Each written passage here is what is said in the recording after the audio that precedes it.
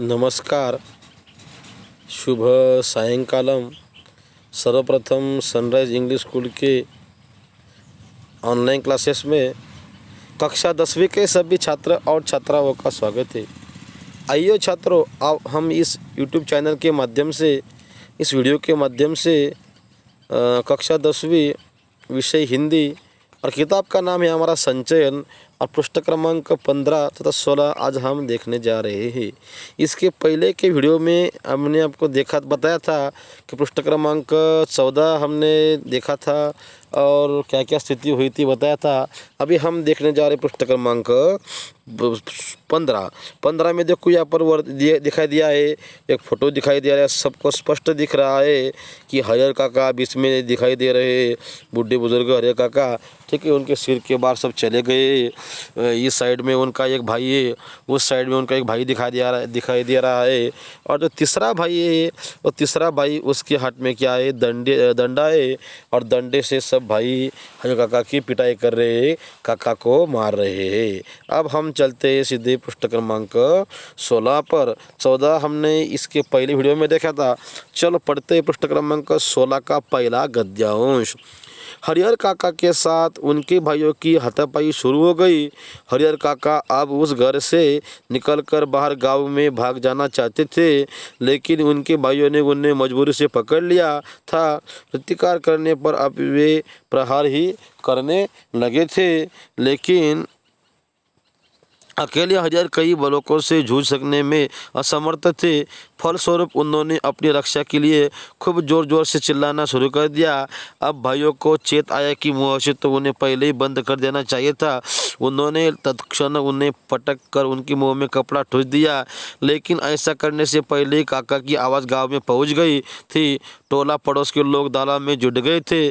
ठाकुरबाड़ी के पक्षधरों के माध्यम से तत्काल यह खबर महंत जी तक भी चली गई थी, लेकिन वहां उपस्थित हरिहर काका के परिवार और रिश्ते नाते के लोग गांव के लोगों को समझ देने की अपने परिवार का निजी मामला है, इससे दूसरों को क्या मतलब।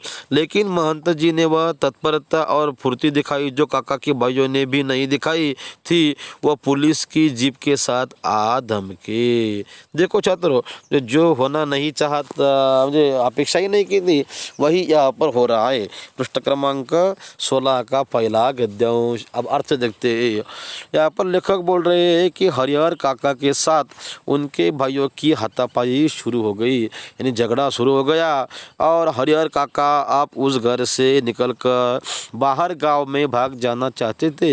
हरिहर का लेखक बोल रहे काका अपने घर से निकलकर कहीं गांव में बाहर से भाग जाना चाहते थे, लेकिन उनके भाइयों ने उन्हें मजबूरी से पकड़ लिया था।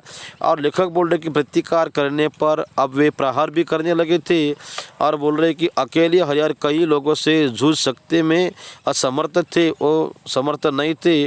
फलस्वरूप बोलते अंततः उन्होंने, यानी कि हरिहर काका ने अपनी रक्षा के लिए खूब जोर जोर से चिल्लाना शुरू कर दिया, यानी कि आवाज़ करना शुरू कर दिया। अब भाइयों को चेत आया, भाइयों को समझ में आया कि उनसे बहुत बड़ी गलती हो गई है, कि मुँह तो उन्होंने पहले ही बंद कर देना चाहिए था। उन्होंने तत्क्षण उसी क्षणों में पटक, ठीक है, पटक उनके मुंह में कपड़ा ठूस दिया, कपड़ा डाल दिया। लेकिन लेखक बोल रहे कि ऐसा करने से पहले ही काका की जो आवाज़ थी वो गांव में पहुंच गई थी, और लेखक बोल रहे कि टोला पड़ोस के लोग दालान में जुट गए थे। आजू बाजू के लोग थे उस दालान तक वहाँ पर पहुँच गए थे, जुट गए थे।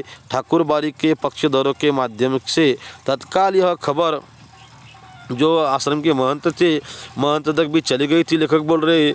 लेकिन वहाँ उपस्थित हरिहर काका के परिवार और रिश्ते नाते के लोग गांव के लोगों को समझ देते कि देखो भाई, ये अपने परिवार का निजी मामला है, निजी नज़दीक का मामला है, इससे दूसरों को क्या मतलब, दूसरों को बताने की क्या ज़रूरत है। लेकिन देखो महंत जी ने वह तत्परता दिखाई, कैसी तत्परता दिखाई और फुर्ती दिखाई कि जो काका के भाइयों को नहीं दिखाई थी। आगे लेखक बोल रहे कि वह पुलिस की जीप के साथ आ धमके। देखिए देखिए देखो छात्रों, पुलिस के वहाँ देखो आ धमके। आगे हम गद्यांश पढ़ते पृष्ठ क्रमांक 16 का दूसरा गद्यांश। पुलिस आने के बाद निजी मामले का सवाल खत्म हो गया। घर तलाशी शुरू हुई। फिर हरिहर काका को उसके भी बदतर हालत में बरामद किया गया जिस हालत में ठाकुरबाड़ी से उन्हें बरामद किया गया था।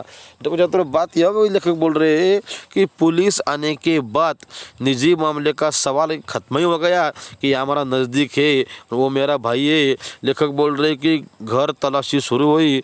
देखते वहाँ पर जो पुलिस थे, पुलिस ने घर की तलाशी की और फिर हरिहर काका को उससे भी बदतर हालत में बरामद किया गया कि जिस हालत में उनको ठाकुरबाड़ी में मंदिर में बरामद किया गया था।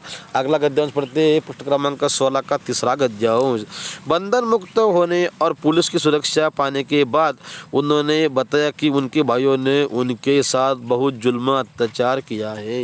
देखो यहाँ पर लेखक बोल रहे हैं कि जब पुलिस ने उनको बंधन से मुक्त कर दिया और पुलिस की सुरक्षा पाने के बाद उन्होंने कि हरिहर काका ने बताया कि उनके भाइयों ने, काका के भाइयों ने उनके साथ, जो मेरे साथ बहुत ही जुल्म अत्याचार किया है कि जबरन अनेक कागजों पर उन्होंने अंगूठे के निशान लिए कि उन्हें खूब मारा पिटा है, बहुत उनकी पिटाई हुई है कि उनकी भाई कोई भी दुर्गति बाकी नहीं छोड़ी है। आगे लेखक बोल रहे कि अगर कोई और थोड़ी देर तक पुलिस नहीं आती तो वह उन्हें जान से मार देते। मिथिलेश्वर जी बोल रहे हैं कि समझो अगर यह पुलिस नहीं आती तो मिथिलेश्वर बोल रहे हैं कि हरिहर काका के भाई उनको जान से काका को मार देते। पृष्ठ क्रमांक 16 का गद्यांश क्रमांक 4 पढ़ रहे हैं। हरिहर काका के पीठ, माथे और पाँव पर कई जगह जख्म के निशान उभर आए थे। देखो यहाँ पर वर्णन कर रहे हैं कि हरिहर काका के पीठ पर, माथे पर और पाँवों पर कई जगह पर जख्म के निशान जो देख रहे थे और वह बहुत ही घबराए हुए से लग रहे थे। कौन? काका काँप रहे थे। आगे बोल रहे लेखक कि अचानक गिरकर बेहोश हो गए वो और मुंह पर पानी उनके छिड़कने में उन्हें होश में लाया गया काका को। आगे बोल रहे कि भाई और भतीजे तो पुलिस आते ही चंपत हो गए थे। देखो लेखक बोल रहे हैं कि जैसे ही पुलिस वहाँ पर आ गए तो काका के भाई और उनके भतीजे पुलिस आते ही गायब हो गए थे, चंपत यानी गायब हो गए थे। पुलिस की पकड़ में रिश्ते के 2 व्यक्ति आए। देखो यहाँ पर लेखक बोल रहे हैं कि पुलिस के हाथों में 2 व्यक्ति आए और बाकी के शेष लोग फरार हो गए थे। पृष्ठ क्रमांक 16 का हम आखिरी का गद्यांश पढ़ रहे हैं। देखो हरिहर काका के साथ घटी घटनाओं में अब यह तक की सबसे अंतिम वह घटना थी छात्रों। और आगे बोल रहे लेखक मिथिलेश्वर जी कि इस घटना के बाद काका अपने परिवार के एकदम अलग रहने लगे थे। उनकी सुरक्षा के लिए राइफलधारी पुलिस के 4 जवान मिले थे। आगे हालांकि इसके लिए उनके भाइयों और महंत की ओर से काफ़ी प्रयास किए गए। असल में भाइयों को चिंता थी कि हरिहर अकेले रहने लगेंगे। तब ठाकुरबाड़ी के महंत अपने लोगों के साथ आकर पुनः उन्हें ले भी जाएंगे, भागेंगे। और यह चिंता महंत जी को भी थी कि हरिहर को अकेला और असुरक्षित पाकर उनके भाई फिर से उन्हें धर दबोचेंगे। इसीलिए जब हरिहर काका ने अपनी सुरक्षा के लिए पुलिस की मांग की तो आगे का जो हिस्सा छात्रों, ठीक है, समय के कारण हम यहाँ पर रुकते हैं।